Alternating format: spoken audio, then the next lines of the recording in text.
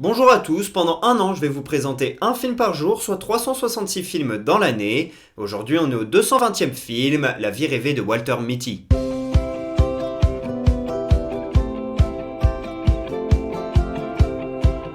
La vie rêvée de Walter Mitty est un film sorti en 2013, réalisé par Ben Stiller. Et Ben Stiller est également le premier rôle de ce film. Il joue un homme qui travaille au service négatif du magazine Life. Son but c'est de sortir les pellicules et pour en faire des images qui vont être intégrées au magazine.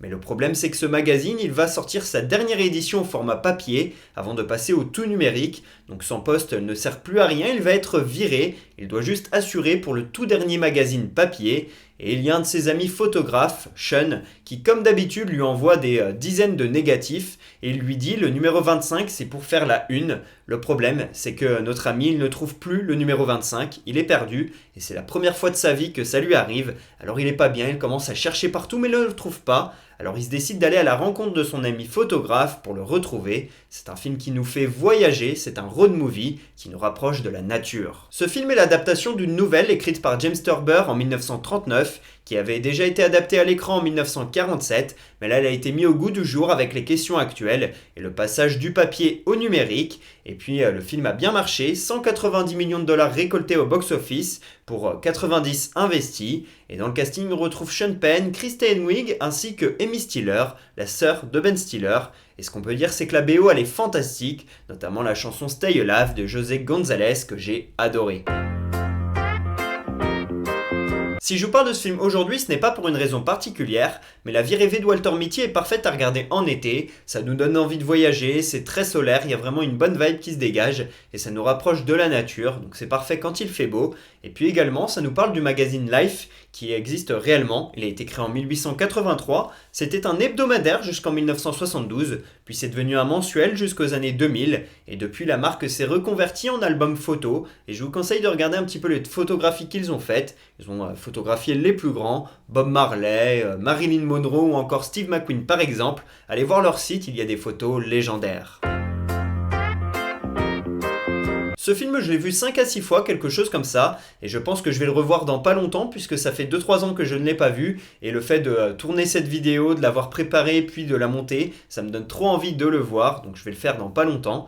Et je l'ai vu pour la première fois au cinéma quand j'avais 12 ans, et pendant un moment, à cet âge-là, quand on me demandait mon film préféré, eh bien je répondais La vie rêvée de Walter Mitty. Quand on me demandait mon acteur préféré, je répondais Ben Stiller, donc, parce que ce film, il m'a absolument transpercé, ça m'a donné envie de voyager, ça m'a fait découvrir le monde. C'était la première fois que je voyais des images de certaines parties du monde et je trouvais ça fantastique et je me suis dit waouh, je veux aller dans ces endroits-là, ça a l'air absolument fantastique.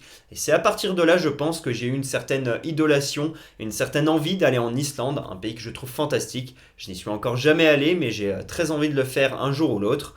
Et ce film, donc, je l'ai vu au cinéma à 12 ans et il m'a vraiment bien marqué. Je l'ai vu avec ma tante et c'était la première fois que je prenais une boisson au cinéma quand j'y suis allé, parce que d'habitude je prenais des M&M's ou des bonbons, les trucs que mes parents me proposaient, mais on n'achetait jamais de boissons. Et puis là, ma tante m'a proposé, je me suis dit ah ouais, on peut prendre des boissons au cinéma.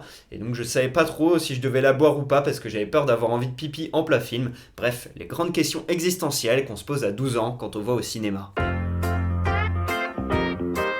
Je mets un 20 sur 20 à ce film, comme vous l'avez compris, il m'a énormément marqué, ça a été mon film préféré pendant un temps, et quand on parle de films de voyage, je pense directement à Into the Wild et à La vie rêvée de Walter Mitty, deux films qu'il faut voir si vous avez envie de partir en van, de voyager, faire du camping, de partir vous lancer un défi, marcher dans les montagnes, etc.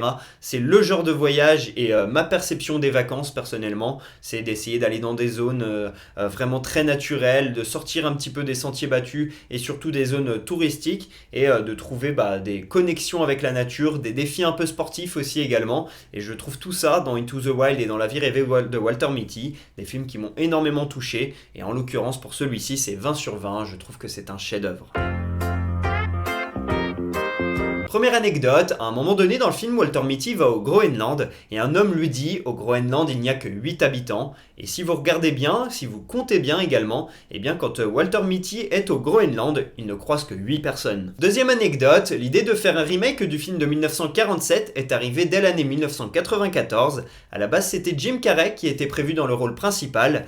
Et après, pendant plusieurs années, ça a été repoussé. On a même imaginé Steven Spielberg à la réalisation. pour une collaboration entre Kara et Spielberg qui aurait été inédite. Mais comme vous vous en doutez, ça n'a pas vu le jour, ça a toujours été repoussé pour différentes raisons, les producteurs, les réalisateurs, les acteurs, toujours quelqu'un pour repousser le film, jusqu'à ce que ça arrive dans les mains de Ben Stiller qui a décidé de réaliser et de jouer dans ce film. Troisième anecdote, ce film il est très authentique, il n'a pas été fait avec des fonds verts ou de la CGI.